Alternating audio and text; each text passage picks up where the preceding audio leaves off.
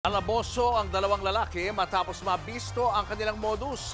Magpanggap na online seller ng motor, sabay hold upin ang makipagkitang buyer. Nasa frontline na balitang yan, si Gary De Leon.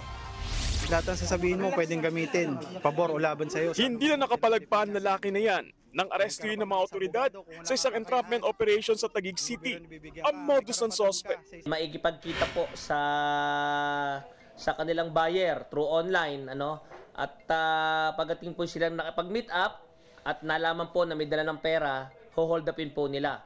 Nadiskubrehan ng mga pulis matapos magsumbong ng isang lalaking na biktima. Ang mura po kasi talaga ng motor. Iniengganyo niya po ako. Nung nakita ko na po talaga yung motor, tapos wala pong plaka. Pagkasa po kasi ng barel, sir, tinutok po sa amin. Tapos, nagpakilala po siya na pulis ako. Huwag kayong papalag. Tapos akin na yung dala yung pera. Sinubukan pa raw nilang habulin ng mga suspect pero hindi na nila ito naabutan.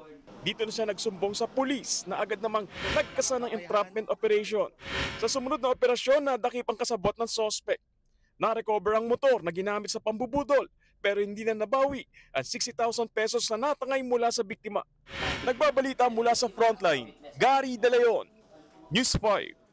Mga kapatid, Julius Babaw po. Para sa komprehensibo at makabuluhang balitaan at talakayan, mag-follow at mag-subscribe na sa social media pages ng News 5.